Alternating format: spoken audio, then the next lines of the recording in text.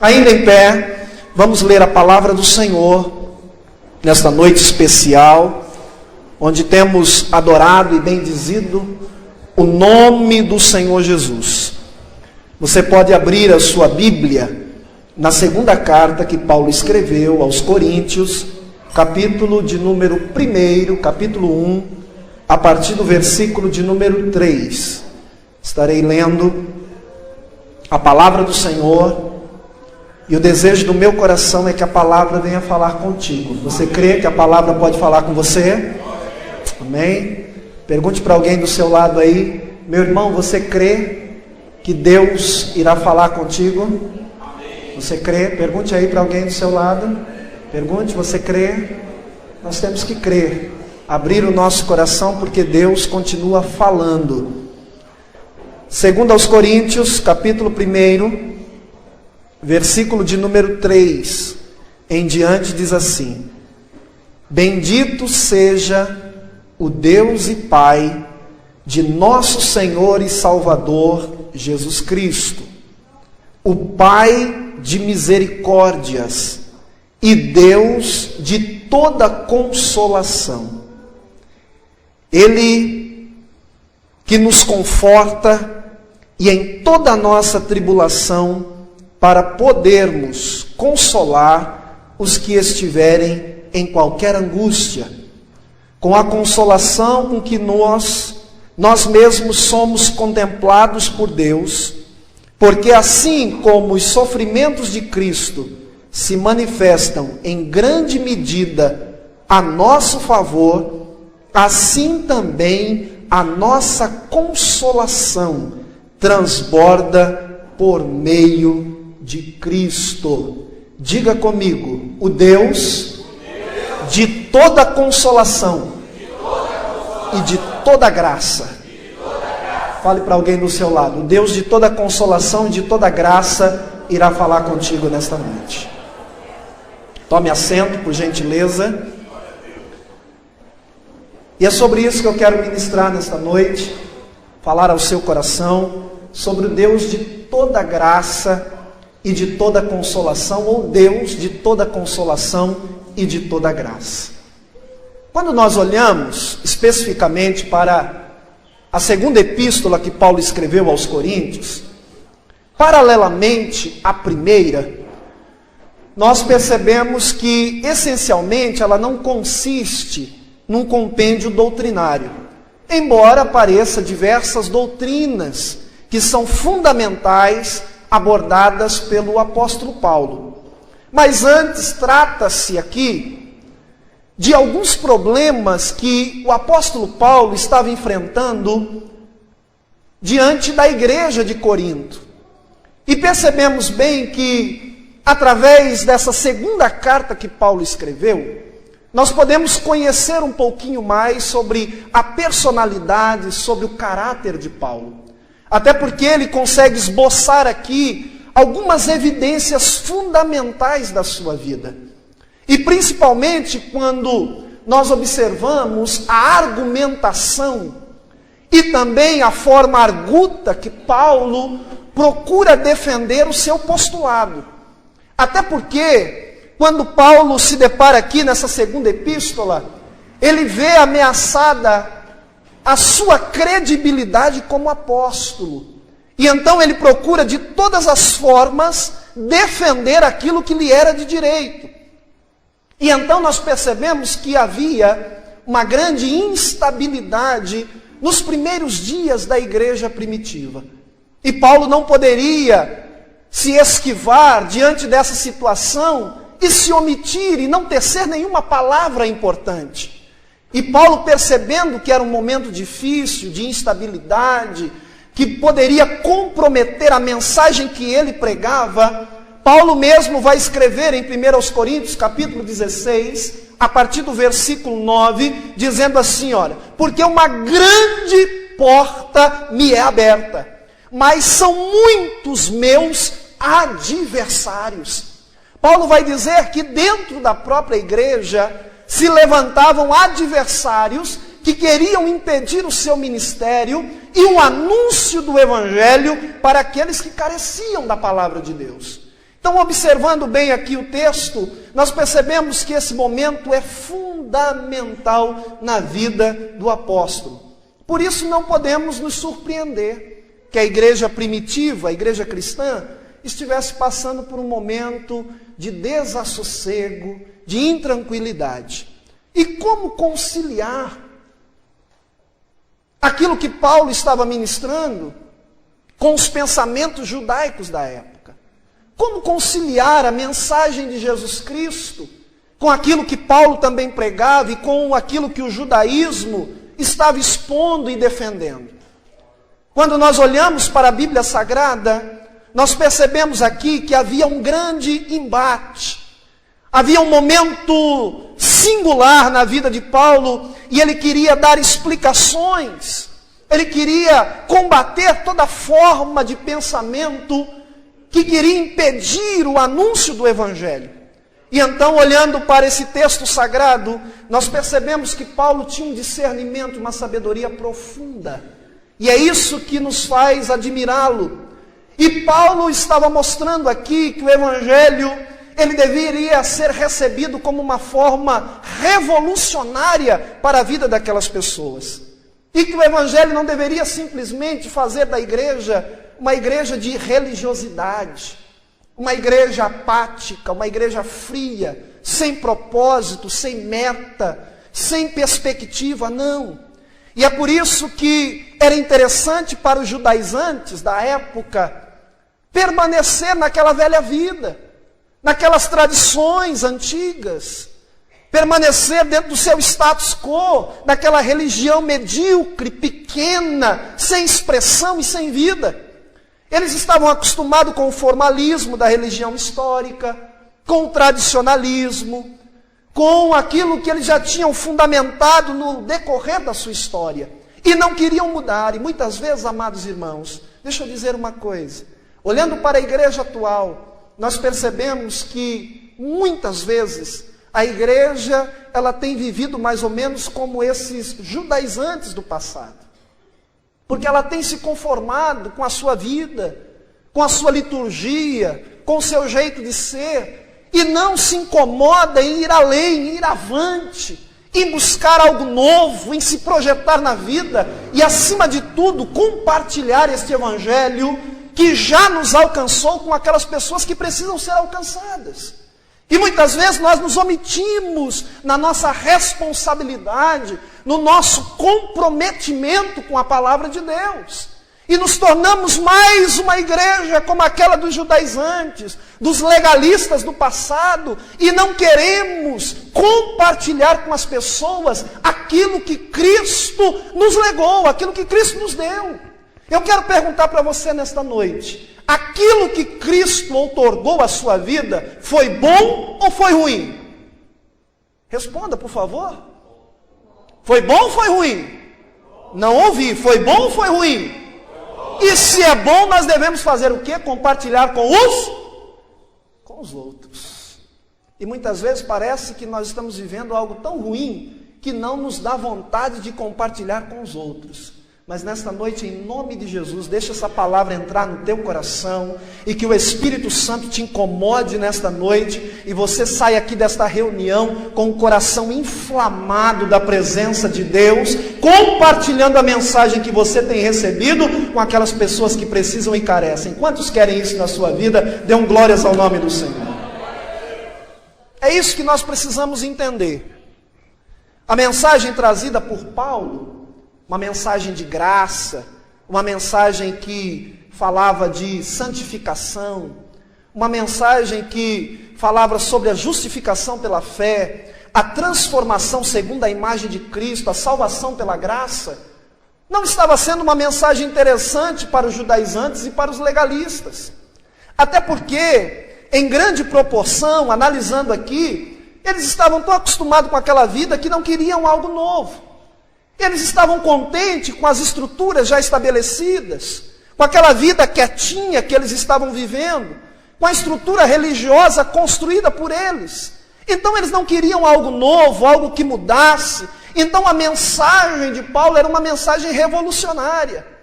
Eles estavam muito mais adaptados com o rigorismo da lei, com aquilo que a lei preceituava, mesmo que eles não conseguissem viver de acordo com a lei, eles preferiam a lei ao invés da graça do Deus de toda graça. Qual que é melhor, a lei ou a graça? A graça. Por quê? Porque a graça ela não veio para punir, para condenar, mas ela veio para libertar, para perdoar, para restaurar, para levantar o caído e para dizer para aquele que estava condenado: eis que agora você pode viver livre em Cristo Jesus, o nosso Senhor. É isso que nós precisamos entender. E é por esse motivo que Paulo, ao escrever aos legalistas da época, que achavam que através das suas esmolas, através dos seus feitos, eles poderiam alcançar a salvação em Cristo Jesus, quando nós olhamos para Efésios capítulo 2, versículo 1 e 2, depois de 4 a 10, se você quiser abrir a sua Bíblia, você vai ver muito bem o que ele diz. Ele escreve mais ou menos assim: Ele, Cristo, vos vivificou, estando vós mortos em ofensas e pecados, em que em outro tempo andaste segundo o curso deste mundo, segundo o príncipe das potestades do ar, do espírito que agora opera no filho ou nos filhos da desobediência. Mas Deus, que é riquíssimo em misericórdia, pelo seu muito amor com que nos amou, estando nós mortos em nossas ofensas, nos vivificou juntamente com Cristo. Pela graça sois salvos. E não nos deixou ao legado da lei, diz a Bíblia. Ele nos ressuscitou juntamente com Ele e nos fez assentar nos lugares celestiais em Cristo Jesus, para nos mostrar, diz a Bíblia, nos séculos vindouros, a abundante riqueza da sua graça, pela sua benignidade para conosco em Cristo Jesus. Aí ele diz: pela graça sois salvos, mediante a fé. Isto não vem de vós, é dom de Deus. Não vem das obras para que ninguém se glorie, porque nós fomos criados em Cristo Jesus, feitos para as boas obras, para que andássemos por elas de antemão. Quantos querem receber desta graça? Dê glórias ao nome do Senhor Jesus. Paulo está dizendo aqui: olha, vocês receberam uma graça sem igual. E esta era a mensagem que Paulo pregava, essa era a mensagem que Paulo exteriorizava para as pessoas que ouviam a sua palavra. E essa não é outra mensagem que nós temos que pregar para o mundo e para as pessoas que carecem de Jesus. Diga comigo, as pessoas, diga bem forte, as pessoas precisam ouvir a palavra de graça que eu já ouvi e que eu recebi. Fale para alguém do seu lado: você precisa anunciar esta palavra que o Senhor Jesus já tem dado à sua vida.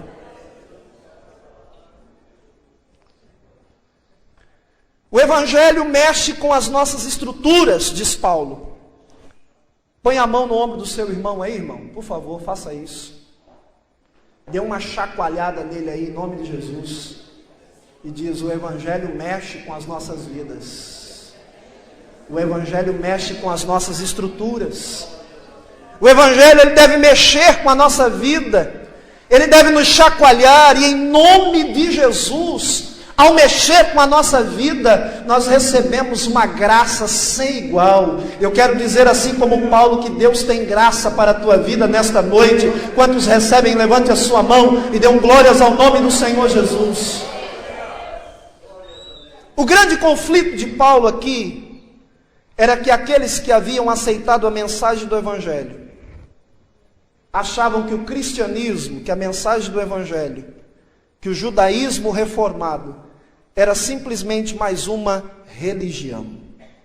A mensagem do Evangelho não era nada que causasse grande mudança, grande revolução. Ele está dizendo aqui que a palavra do Evangelho, quando ela é ministrada, quando ela é falada, ela causa uma revolução sem igual. Sabe por quê? Porque a mensagem do Evangelho, ela não só alcança a minha vida, mas ela alcança a minha família.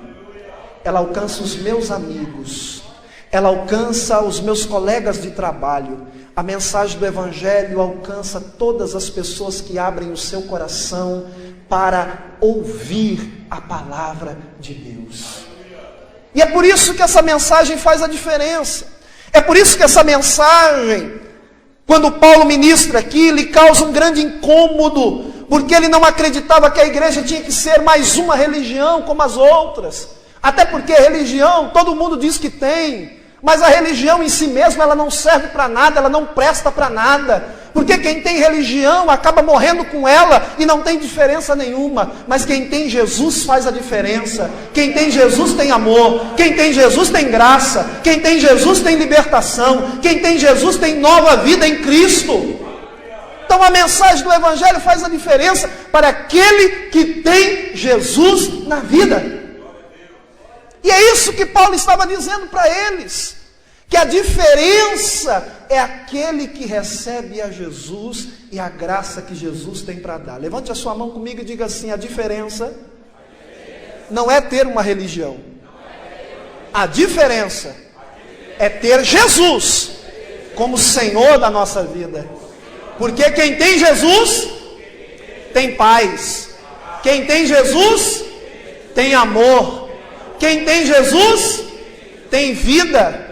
Quem tem Jesus tem a graça de Deus sobre a sua vida. Aplauda ao Senhor nesta noite em nome de Jesus. Resumidamente, quem tem Jesus tem tudo.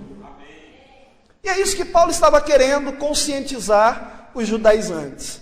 Enquanto o mundo, escute isso, condena, enquanto o mundo acusa, enquanto o mundo despreza, enquanto o mundo rejeita, nós devemos pregar que Jesus é amor, que Jesus é salvador, que Jesus é restaurador, que a graça de Jesus liberta e transforma as pessoas.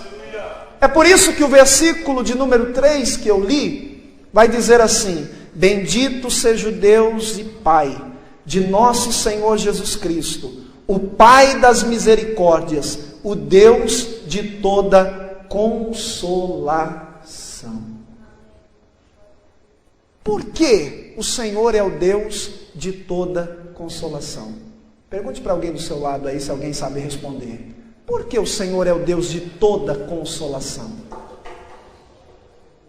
Paulo vai responder aqui algumas palavras. Para quem não sabe, ele vai dizer, primeiro, porque o Senhor é misericordioso no momento das nossas tribulações. Paulo está dizendo, eu louvo ao nome do Senhor, porque nos momentos mais difíceis, durante a minha trajetória, durante a minha vida, eu pude ser agraciado com a compaixão e a graça de Deus. Eu pude ver a graça de Deus sendo ministrada em minha vida. Eu pude ver o Senhor se compadecendo das minhas misérias. Nos meus momentos de perseguição, nos meus momentos de provação, Paulo está dizendo, eu entendi, eu vi, eu presenciei a misericórdia e a graça de Deus em minha vida. E é isso que ele estava compartilhando, dizendo assim, irmão, minha irmã, escute isso. Nos seus momentos mais difíceis, você pode provar da misericórdia e da graça de Deus. Naquele momento que você não consegue mais fazer nada para mudar a situação, Paulo está dizendo, a graça de Deus estará sobre a sua vida, a misericórdia do Senhor te alcançará. É o que está escrito no Salmo 119, verso 156. Muitas, Senhor, são as tuas misericórdias. Salmo 57, verso 10. A tua misericórdia é grande até os céus. Salmo 136 é o salmo da misericórdia do Senhor. E nos 26 versículos desse salmo, o texto diz assim, porque a misericórdia do Senhor dura para sempre. 26 vezes. Levante a sua mão comigo e diga assim, a misericórdia do Senhor. A misericórdia do Senhor dura para sempre. Fale para alguém aí, a misericórdia do Senhor está sobre a sua vida, meu amado. A misericórdia do Senhor está sobre a sua vida. É isso que Paulo estava entendendo. O que diz Lamentações 3:22. As misericórdias do Senhor são a causa de não sermos consumidos. É o que Paulo aqui entendeu. Segunda coisa que é importante nós entendermos aqui, por que o Senhor é o Deus de toda consolação? Porque o Senhor é consolador na angústia e nas aflições. Diga comigo, o Senhor é consolador na angústia e nas aflições. Quantos aqui já receberam o consolo do Senhor na angústia e nas aflições? Dá um glória a Deus aí, em nome de Jesus. Olha o que ele está dizendo aqui, é interessante nós percebermos isso. Por que o Senhor é consolador na angústia e nas aflições? A palavra no original que ele usa, grega aqui, é a palavra parakletos. Palavra oriunda de paracleto, que fala de Espírito Santo.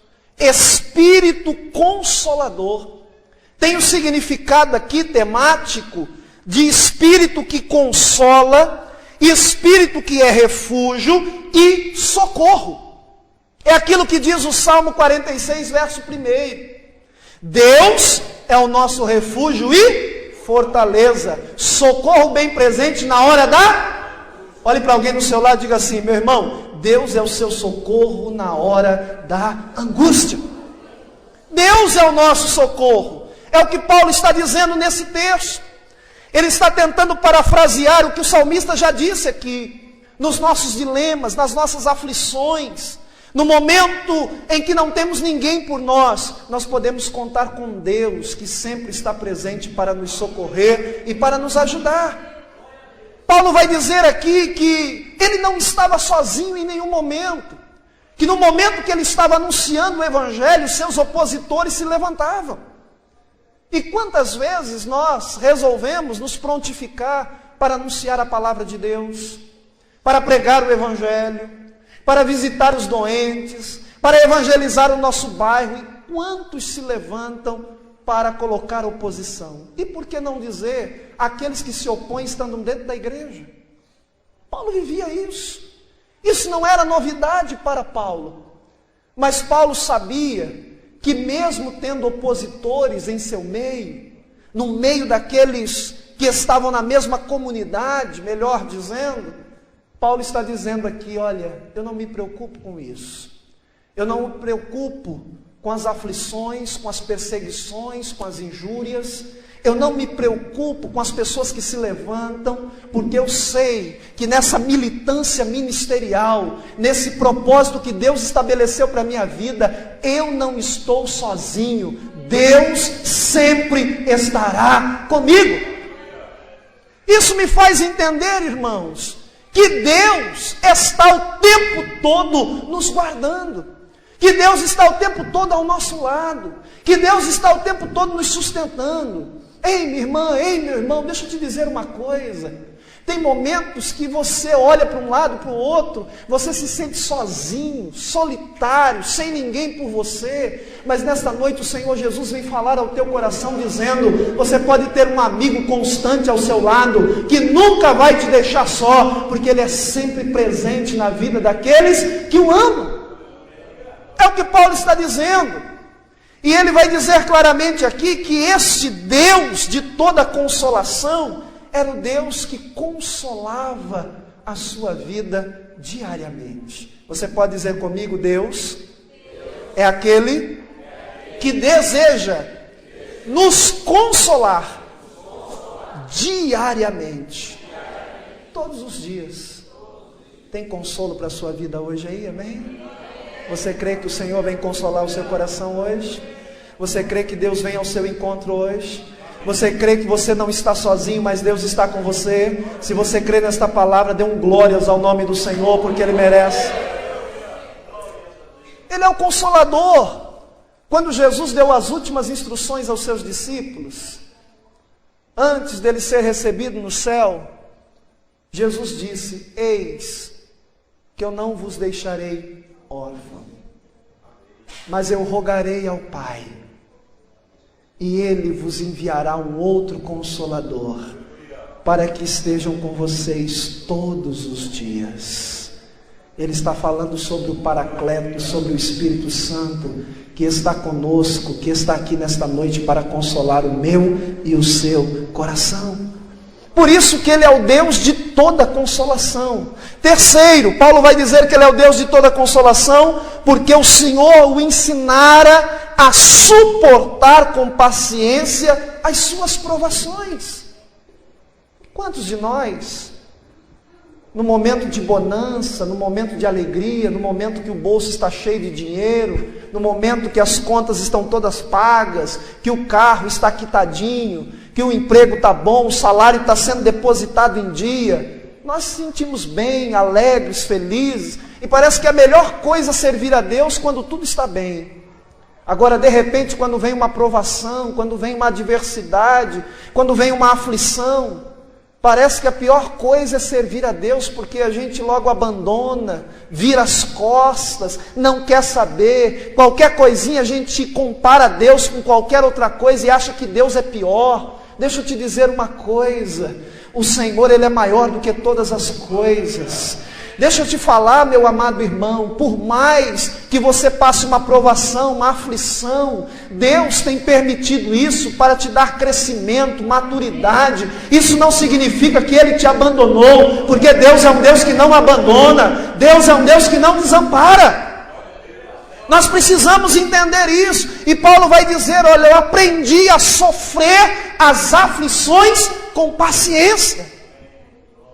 Ô pastor, mas é difícil demais. Além de sofrer com paciência, sim. Sabe por quê?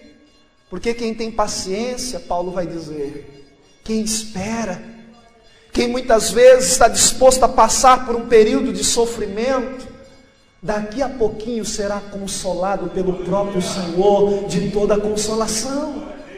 Ele vai dizer: olha, não é comparável. O tamanho daquilo que Deus vai realizar é muito maior do que esse estágio que você está vivendo. Essas aflições do dia a dia, essas provações não se comparam com a glória que Deus tem reservado para nós.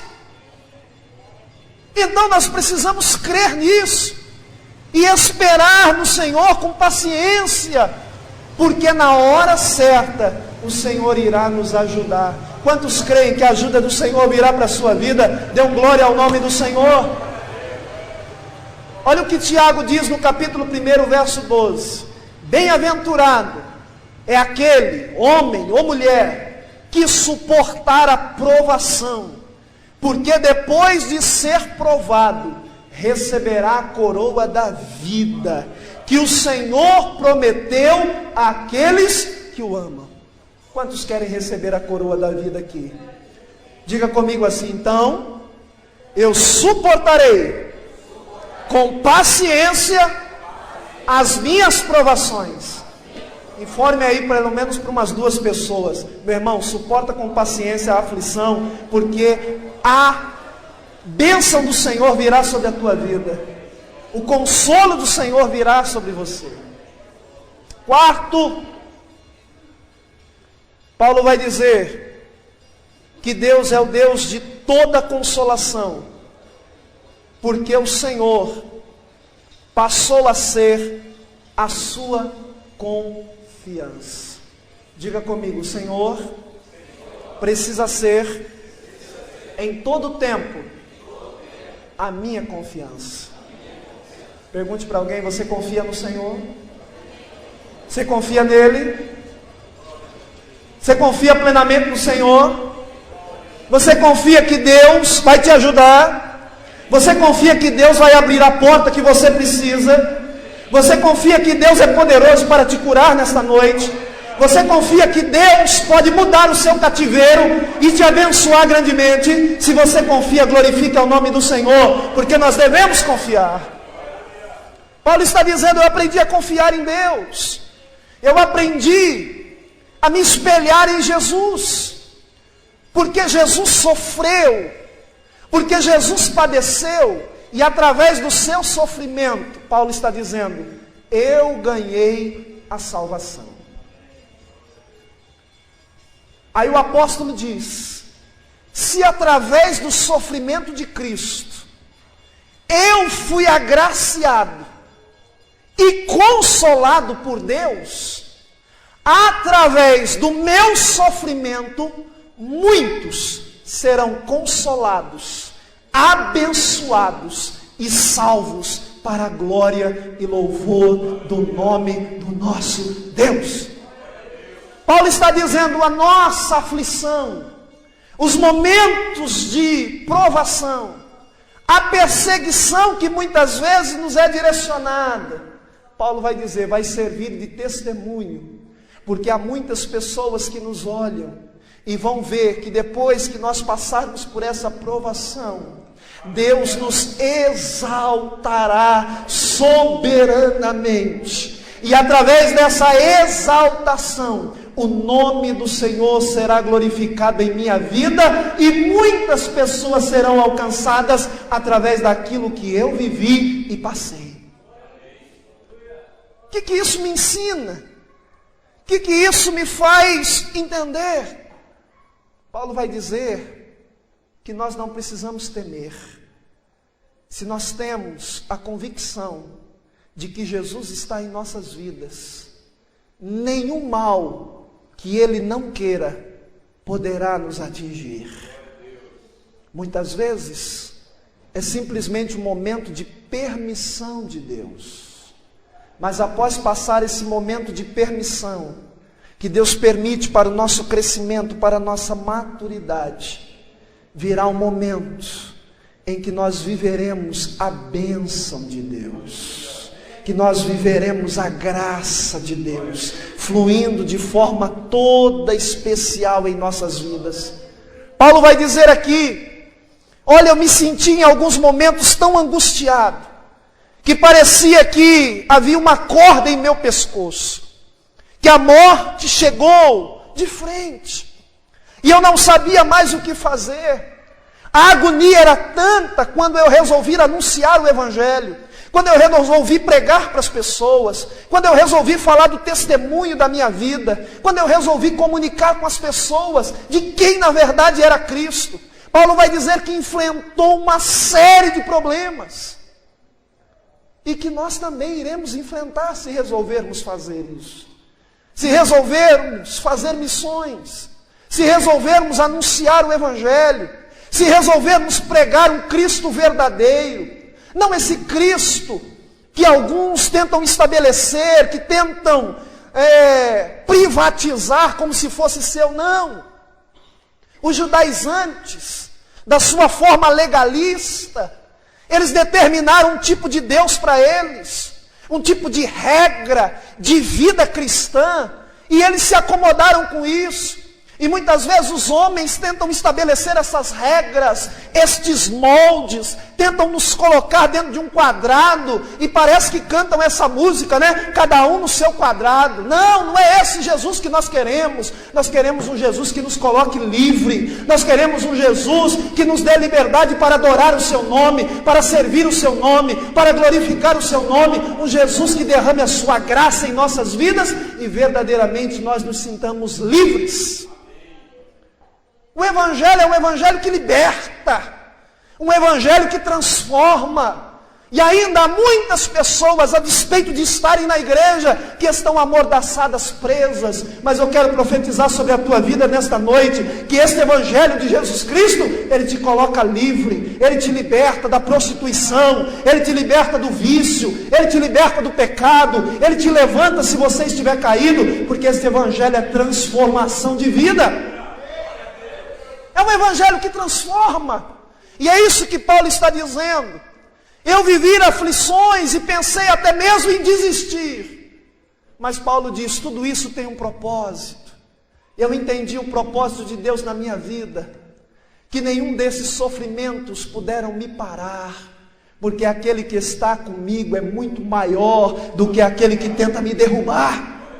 Escute esta palavra de Deus para a tua vida. Aquele que quer te abençoar é muito maior do que aquele que quer te destruir. Louvado seja o nome do Senhor. Deus quer fazer a diferença na sua vida. Paulo vai dizer, tudo isso tem um propósito. Sabe qual é o propósito? O propósito é que eu não confiasse em mim mesmo. Mas o propósito era confiar exclusivamente em Deus. Diga comigo, o propósito.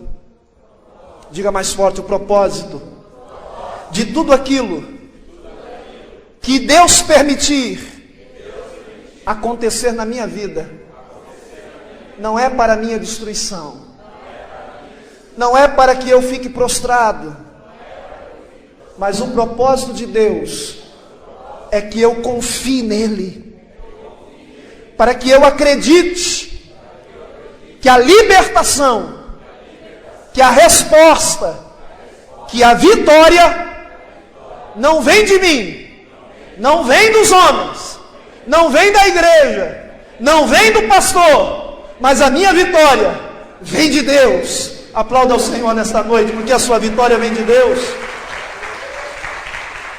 A nossa vitória vem de Deus. Era isso que Paulo estava querendo comunicar. Que Deus é maior do que todas as coisas. Quando eu leio o Salmo 42, para encerrar aqui, o meu coração se regozija, porque o salmista está vivendo um momento difícil, talvez seja o momento que você esteja vivendo. E o salmista, ao clamar a Deus, ele não obtém respostas de Deus. E aí as pessoas, por não acreditarem no Deus que ele servia, começam a indagá-lo, dizendo, teu Deus onde está? Como se dissesse assim para você, ou para ele, você não é crente? Onde está a tua solução? Você não vai na igreja? Você não frequenta os cultos? Cadê a tua resposta? O teu Deus, aonde está? E aquilo foi incomodando ele profundamente. E ele começa a fazer algumas orações voltadas para si mesmo. E ele começa a indagar a sua própria alma. E ele diz, alma, por que estás abatidas dentro de mim? Por que te perturbas dentro de mim? E as pessoas sempre dizendo, olha, onde está o teu Deus? Onde está a tua resposta? Deus não veio ao teu socorro. Você não disse que confia em Deus, cadê Ele? E assim acontece conosco sempre. As pessoas nos indagam, as pessoas questionam, e acham que eu e você estamos aqui perdendo tempo. E o salmista se viu numa situação como essa. E depois de fazer estas orações, ele começa a mudar o sentido da sua oração. Ele para de se compadecer, ele para de se autocomiserar, e ele para de lamentar, de questionar, e ele diz assim, alma, ô minha alma, para de lamentar, parafraseando o texto, espere em Deus, porque você ainda o louvará. Sabe o que eu entendo com isso? Que há momentos na nossa vida que não adianta você ficar reclamando, que não adianta você ficar chorando, não adianta você descabelar, não adianta você correr para cá, correr para lá, buscar aqui, buscar acolá, não! Sabe o que Deus está dizendo nesta noite?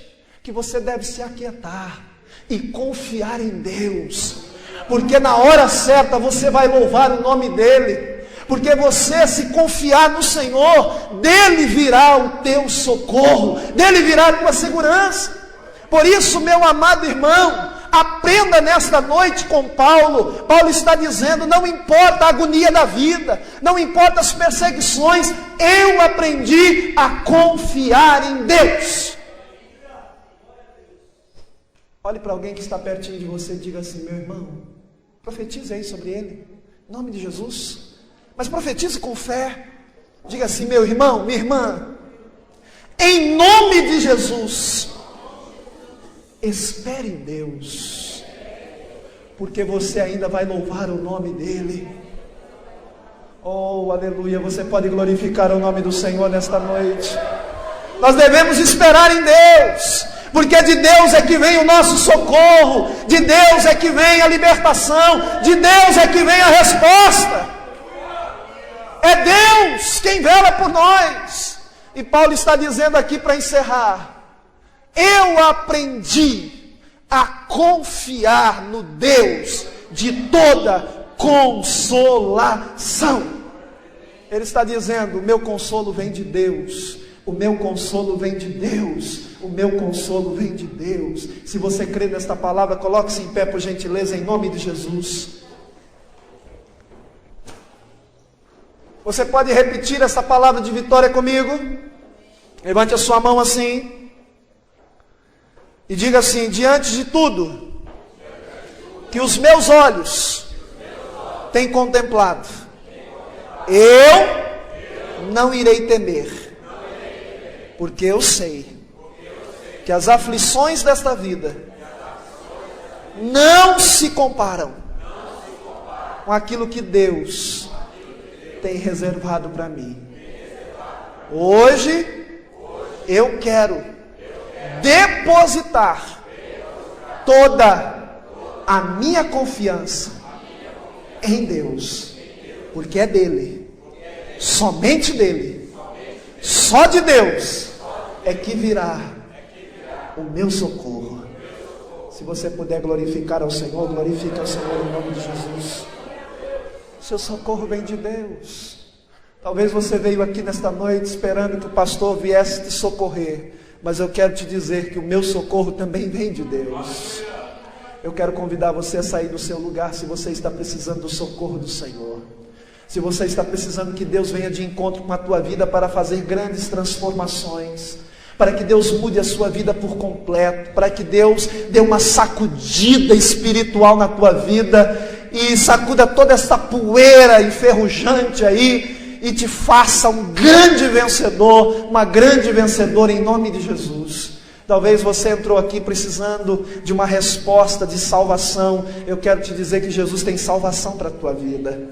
Talvez uma mudança no teu lar, na tua vida espiritual, que você tem percebido que algo de errado está acontecendo. Eu quero te dizer que você precisa confiar em Deus. Você precisa confiar no Deus de toda consolação, que Ele é poderoso para fazer milagres em tua vida. Saia do seu lugar e venha em nome de Jesus.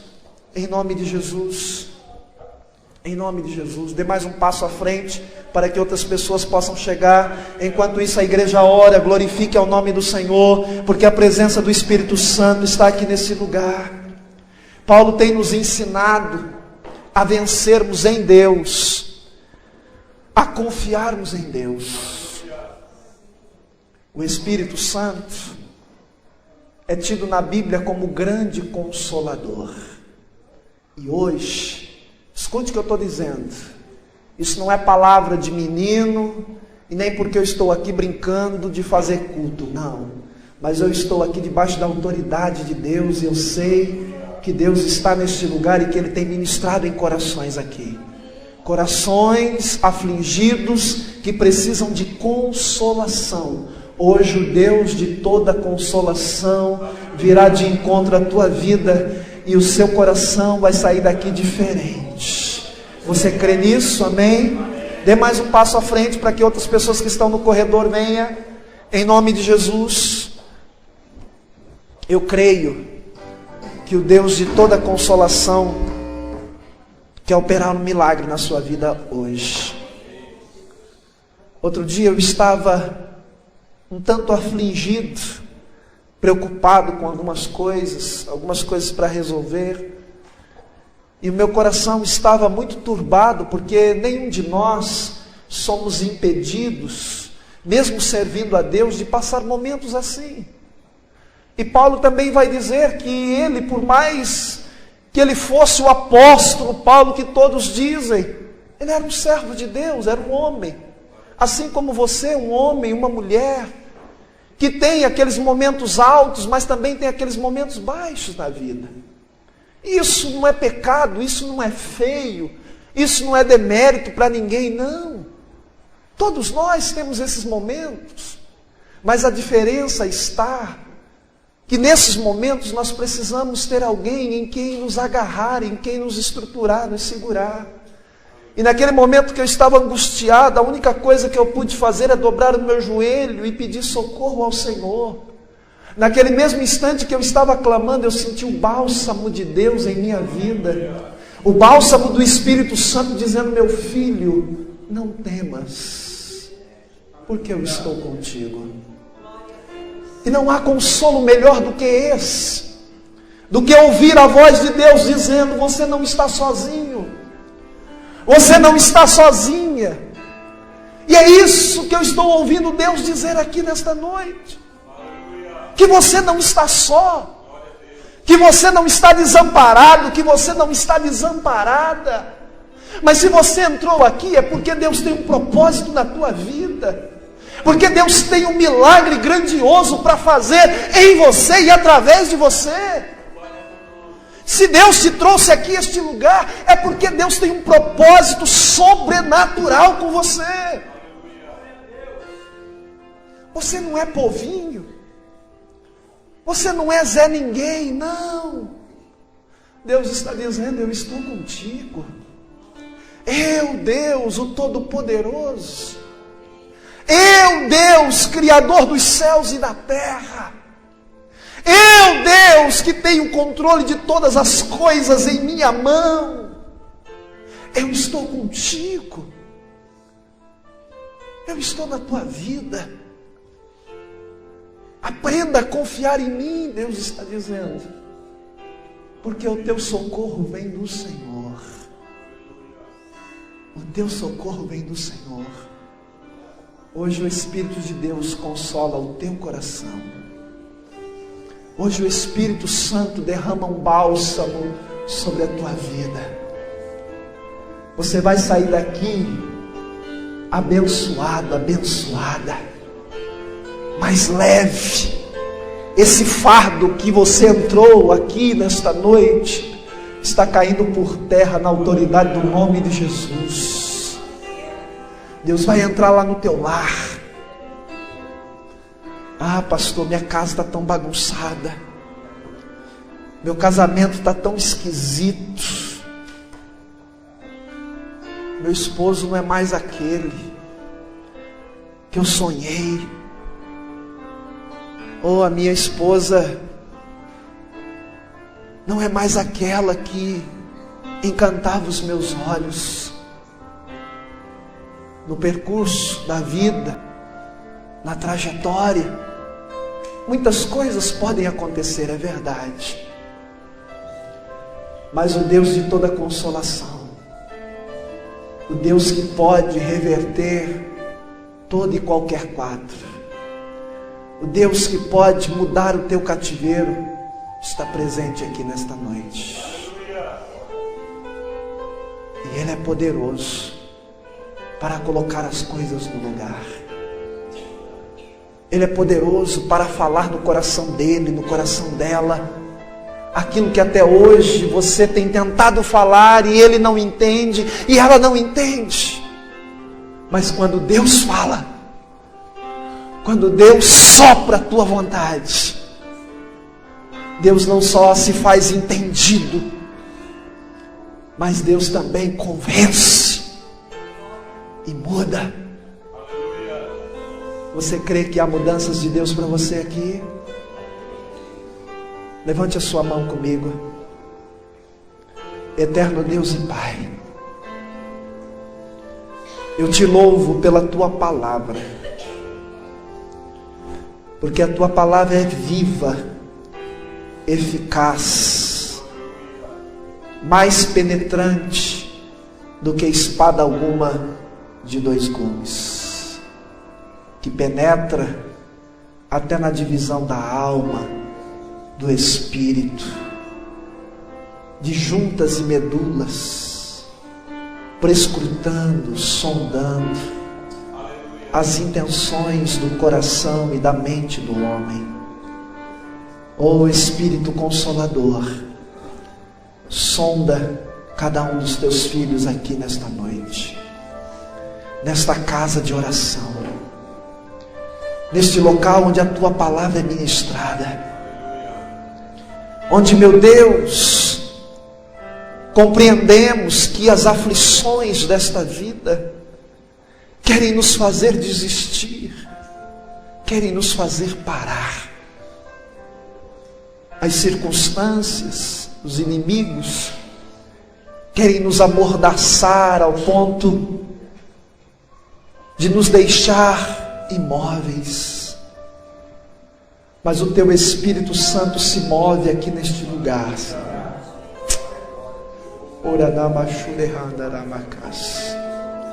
O Teu Espírito Santo fala. O Teu Espírito Santo que consola, o Paracleto de Deus, está aqui para consolar corações.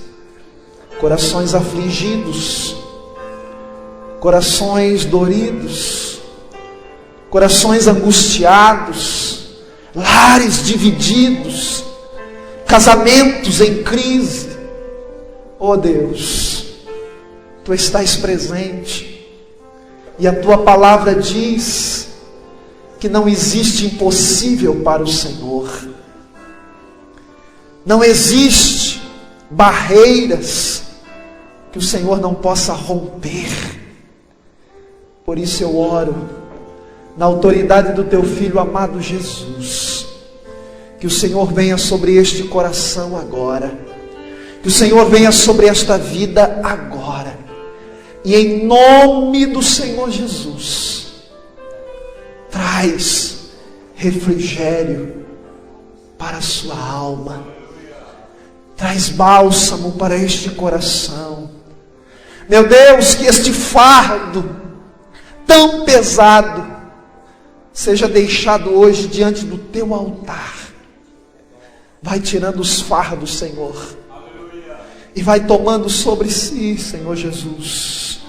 Tira, Pai, tira essa aflição, essa raiz de amargura.